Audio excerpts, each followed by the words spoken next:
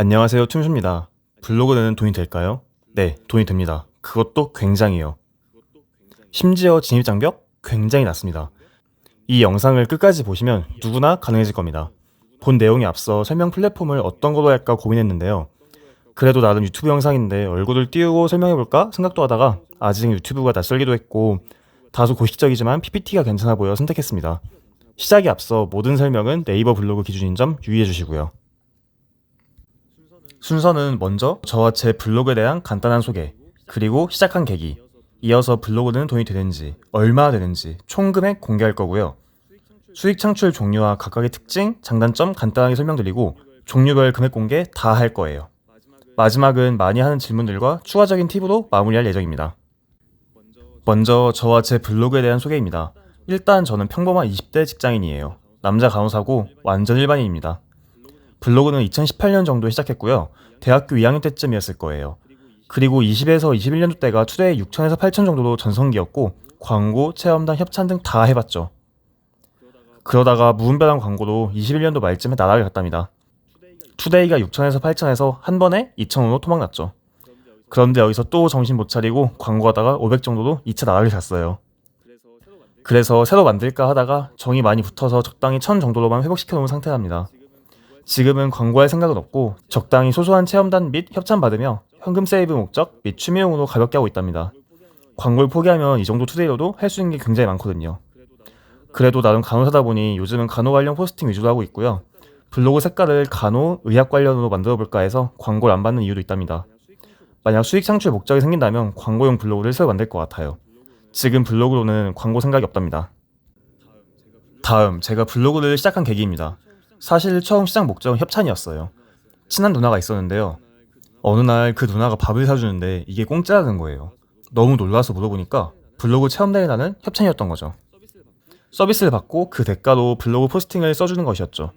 그 당시 저는 협찬이라는 것 자체가 너무 생소하기도 했고 너무 신기하고 궁금해서 이것저것 물어봤어요. 그런데 해주는 말이 진입장벽도 낮고 제가 글 쓰는 거 좋아하니까 하면 잘할 것 같다는 거예요. 그래서 그래, 나도 한번 해보자 싶어서 시작하게 되었어요. 나도 체험단, 즉 협찬 한번 받아보자 싶어서 시작한 블로그였죠. 지금은 그 이상으로 하나의 큰 취미가 되었고요.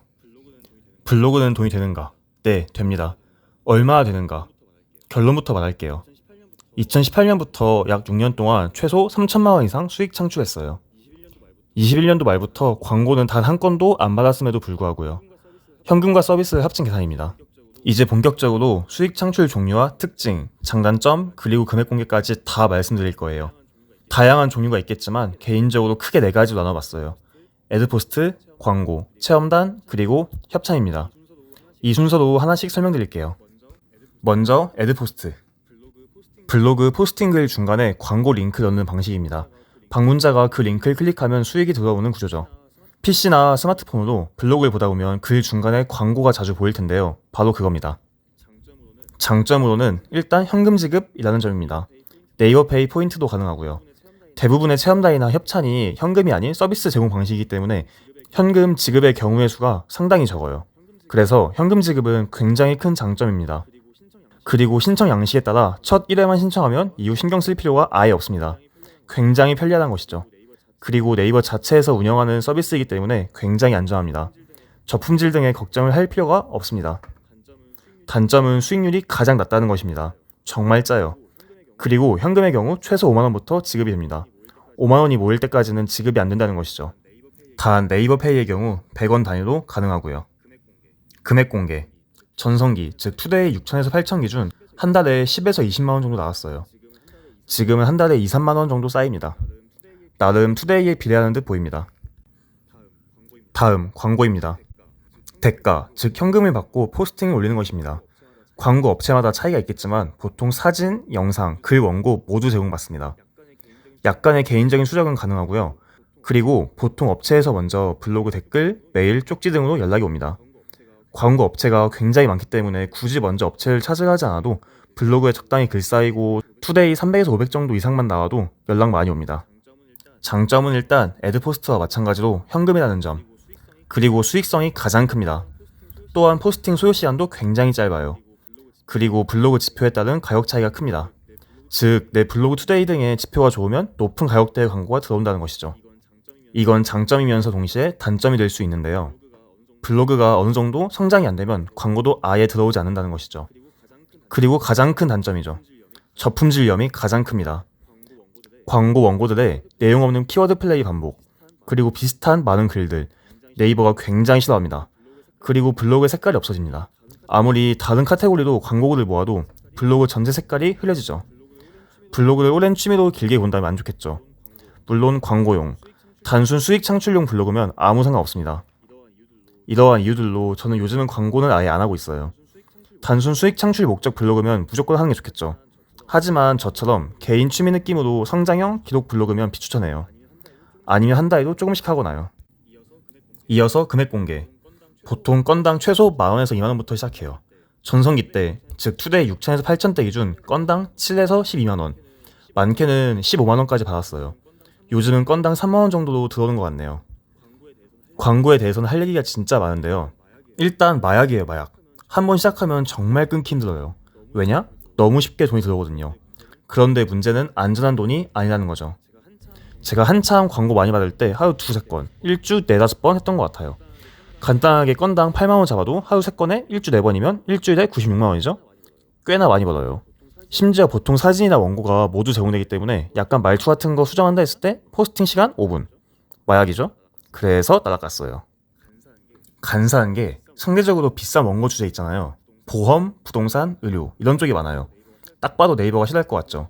그냥 누가 봐도 리스크 있어 보이고 실제로 그래요. 그리고 광고 업체들, 블로그 품질 떨어지는 거 확인하면 귀신같이 광고 끊어요. 보통 특정한 계약 같은 걸 하고 이뤄지는 거래가 아니기 때문에 광고 주다가 블로그 품질 떨어지는 거 확인하면 바로 꼬리 끊어요. 가끔씩 후회해요. 그때 적당히 할걸. 의미는 없지만. 의미가 있긴 하네요. 이제 광고 안 받아야지 결심 계기를 제공해 주었으니까. 전반적으로 지표 높게 잘 성장한 블로그면 광고 받는 것보다 블로그 품질 유지하면서 협찬 등의 혜택 안전하게 누리는 게 훨씬 좋은 것 같아요. 하지만 광고 목적으로 만든 단순 수익 창출용 블로그다 무조건 최대한 많이 하는 게 좋겠죠. 저품질 내면 삭제하고 새로 만들면 되니까요. 다음은 체험단입니다. 일반적으로 블로그 수익 창출 하면 가장 먼저 떠오르는 부분이죠. 서비스를 받고 그 대가로 포스팅을 올리는 것입니다. 대가가 현금이 아닌 서비스라는 점에서 광고와 차이가 있죠. 또한 원고가 없고 내가 직접 사진도 찍어야 하고 글도 써야 하기 때문에 광고와 달리 개인 창작물인 것이죠. 즉 저품질 위험이 거의 없습니다. 보통 현금을 받는 것이 아니기 때문에 현금 창출보단 현금 세이브 목적이죠. 장점으로는 체험단 플랫폼이 존재하기 때문에 신청이 굉장히 간편합니다. 그리고 총알이 무한이에요.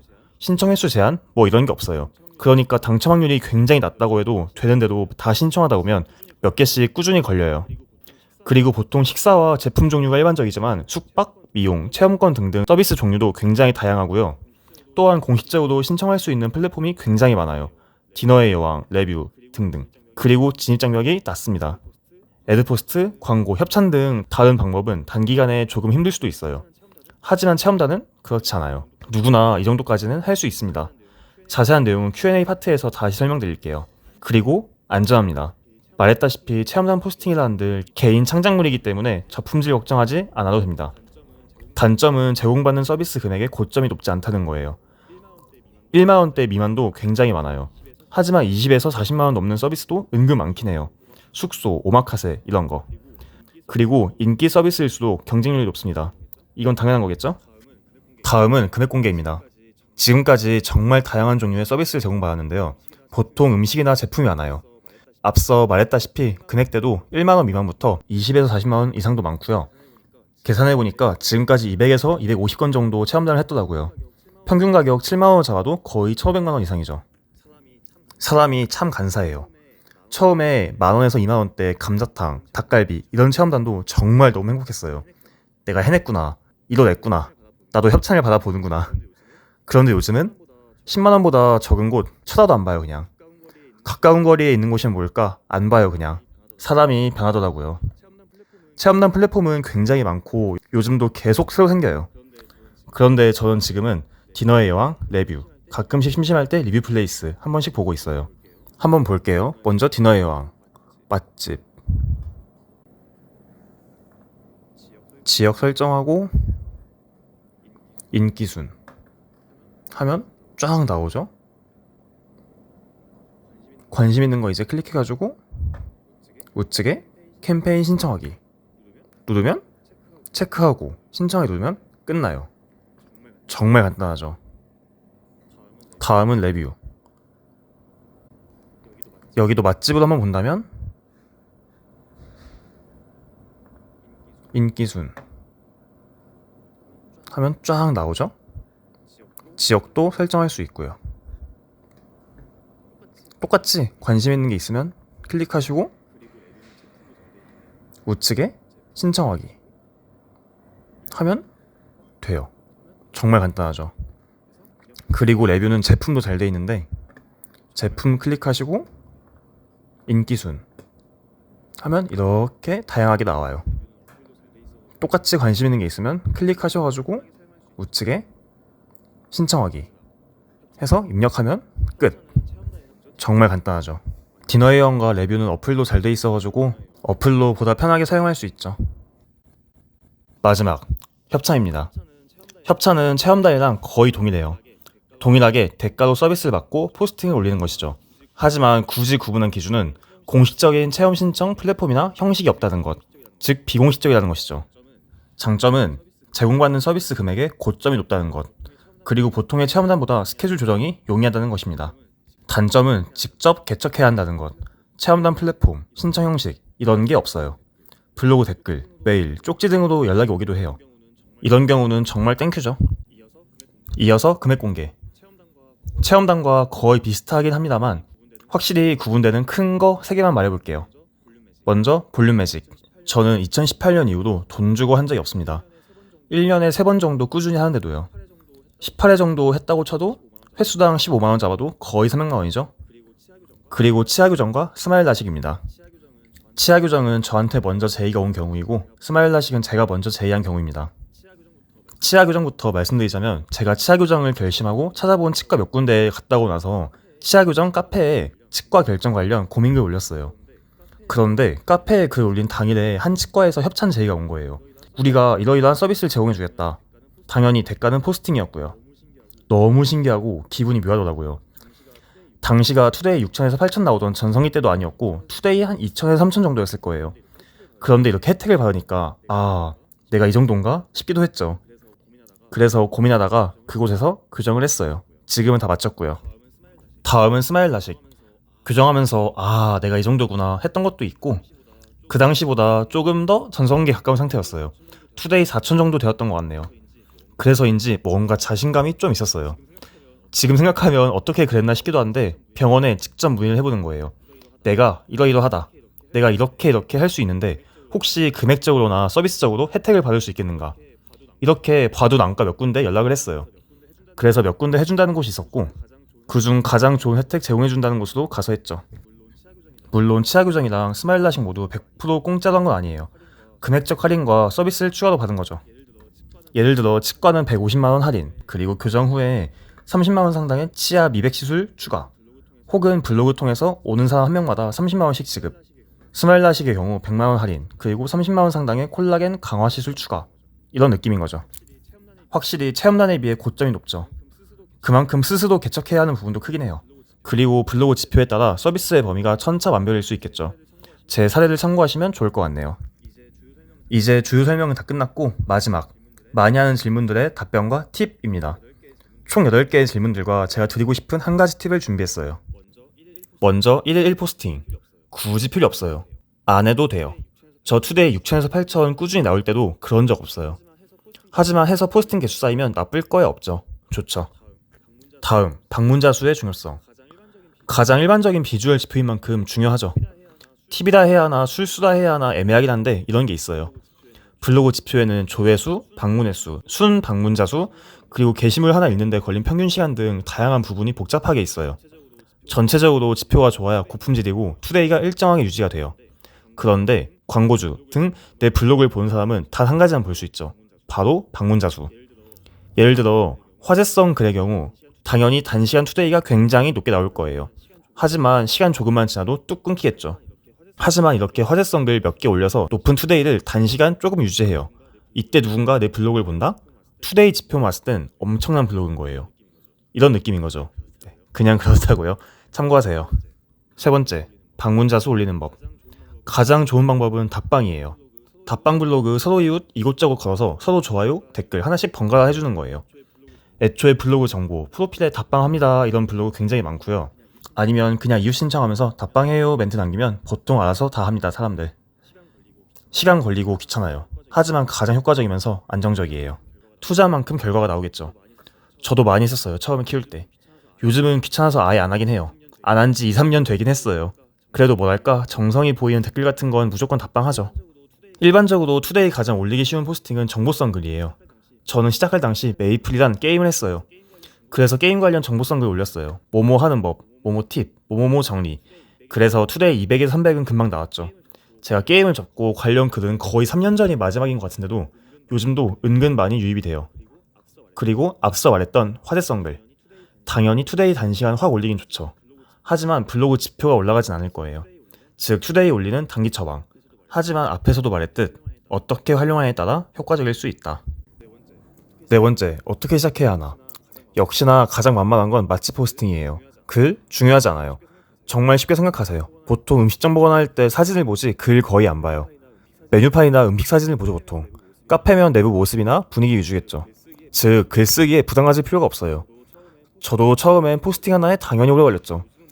요즘은 뭐 금방 써요. 본인만의 형식과 틀이 정형화되거든요. 맛집을 예로 들면 저는 이런 형식인데요. 블로그 가가지고 땡땡땡 맛집. 먼저 가벼운 인사말. 안녕하세요 퉁수입니다. 오랜만에 누구랑 뭐뭐 먹으러 왔어요. 먹어보니까 괜찮더라고요. 가볍게 해주고 그리고 장소 등록해주고 인용구 하나 넣어주고 상호명, 영업시간, 라스트 오더 이런 거 간단한 거 몇 개 넣어주고 이후부턴 자연스러운 내가 경험한 순서 그대로 편하게 하면 돼요. 가게 왔으니까 가게 외부 사진, 가게 들어왔으니까 가게 내부 사진, 그리고 이제 주문할 테니까 메뉴판, 음식이랑 찬들 나올 테니까 음식 사진 올리고 그리고 간단한 후기. 좋았다, 추천할 만하다, 와 있었다. 이게 끝이에요. 진짜 별거 없고 간단해요. 제 포스팅 한번 봐볼게요. 맛집 포스팅, 소뚜껑 삼겹살, 로컬 맛집, 대꿈날. 안녕하세요 퉁수입니다. 며칠 전에 친구랑 어떻게 해가지고 먹었다. 오랜만에 먹었는데도 맛있었다. 가볍게 말 올리고 지도 올리고 그 다음에 인용구 간단하게 올리고 가게 외부 사진, 내부 사진, 그리고 메뉴판, 뭐뭐뭐 주문했다. 그리고 가게 사진 몇 개, 소뚜껑 사진 올리고 그리고 음식 사진, 찬들 사진 올리고 그리고 한 두 마리 덧붙이고 사진 올리고 그러면 끝이에요. 몇 마디만 그냥 이제 끄적여주고 그리고 동영상 하나 올리고 마무리. 진짜 간단하죠. 막상 시작해보면 진짜 별거 없어요. 누구나 할 수 있어요. 글 쓰는 게 익숙해지면 관심 분야 등 하고 싶은 분야 확장해 나가면 됩니다. 맛집, 카페, 제품 리뷰, 후기, 게임, 독서, 영화, 일상 등등 하다 보면 굉장히 재밌는 취미가 되어 있을 거예요. 그리고 또 떨어지는 게 점점 생기니까 더 좋죠.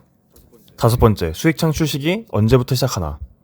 오피셜이 아닌 제 개인적인 생각이에요. 체험단부터 설명드릴게요. 맛집 글 한 10개 이상, 그리고 투데이 100 이상, 이때부터 체험단 신청하다 보면 하나둘 됩니다. 당연히 성공률 굉장히 낮을 거예요. 하지만 체험단이라는 것 자체가 한두 개 캠페인이 있는 게 아니라 수십 개, 많게는 수백 개 캠페인이 계속 꾸준히 열려요. 즉, 아무리 성공률 낮아도 총알이 무한이기 때문에 하다 보면 무언가 걸린다. 그렇게 서비스를 받으면 새로운 포스팅 하나 추가되고 그 포스팅으로 또 유입되고 그러면 또 체험단 확률 더 올라가고 완벽한 선순환이죠? 투데이가 잘 오지 않는다? 아까 설명한 것처럼 답방 꾸준히 하면 돼요. 혹은 단기 처방, 그 방법. 애드포스트 같은 경우 처음에 어차피 수익 거의 안 나오니 천천히 조건 맞추면서 고려해도 괜찮아요. 신청은 네이버 애드포스트 홈페이지에서 하면 되고 블로그 개설 90일 이상인 오피셜 조건이 있어요. 게시글 수와 방문자 수 기준 오피셜은 없는데 보통 게시글 50개에 투데이 100 정도로 보더라고요. 광고와 협찬은 굳이 먼저 하려 하지 않아도 게시글 적당히 쌓이고 투데이 300 이상 정도만 일정하게 나와도 먼저 연락 많이 와요. 여섯 번째, 체험단 플랫폼 추천. 그냥 레뷰, 디너의 여왕. 이 두 개만 기억하세요. 다른 것도 굉장히 많은데 규모가 이 둘의 비교가 안 돼요. 그리고 가끔씩 심심할 때 리뷰 플레이스 한번 쓱 둘러봐요 저는. 그 외 작은 체험단 플랫폼들. 네이버에 그냥 블로그 체험단 검색하면 굉장히 많이 나오는데요. 블로그 초창기 분이라면 이것저것 해보는 것도 추천드려요. 작은 플랫폼일수록 사용자 수 및 신청자 수가 적어서 잘 선정될 수 있으니까요. 7번째, 블로그 시작하기 늦지 않았을까? 안 늦었어요. 당연히 블루오션은 아니지만 레드오션도 아니에요. 궁금한 거나 뭐 검색할 때 어디에 검색하세요 보통? 거의 네이버예요. 국내 네이버 검색 점유율이 작년 기준 거의 60%도 압도적 1등이에요. 이거 시간 지나도 쉽게 안 뒤집혀요. 충분히 시작할 만하다고 생각해요. 8번째, 블로그 하면 좋은 점. 일단 굉장히 재밌는 취미예요. 그리고 현금 수익 및 세이브도 굉장히 많이 되죠. 목적에 따라 수익 창출도 할 수 있고요. 저는 특히 체험단을 좋아해요. 왜냐하면 서비스도 서비스지만 체험단 하러 안 가본 지역 가보는 게 너무 재밌어요. 해당 체험단 장소 외에 근처 가볼 만한 곳도 쓱 둘러보고 오는 거죠. 친구랑 가도 재밌고 애인과 가면 그 자체로 데이트 코스가 되는 거고 가족이랑 가면 효도하는 거고요. 그리고 광고를 걸을 수 있게 돼요. 원고를 많이 받아왔다 보니 제목이나 본문의 키워드 플레이가 티나게 보이고 사진들 보면 각이 다 비슷해요. 아마 이건 의식해서 보면 누가 봐도 느낄 부분이긴 해요. 아무튼 그래서 물건 후기 같은 거 검색할 때 글들을 좀 과감하게 많이 걸을 수 있게 되는 것 같아요. 마지막으로 꼭 드리고 싶은 팁입니다. 블로그의 방향성을 확실하게 정하는 것인데요. 방향성을 확실하게 정해놓는 게 무조건 좋습니다.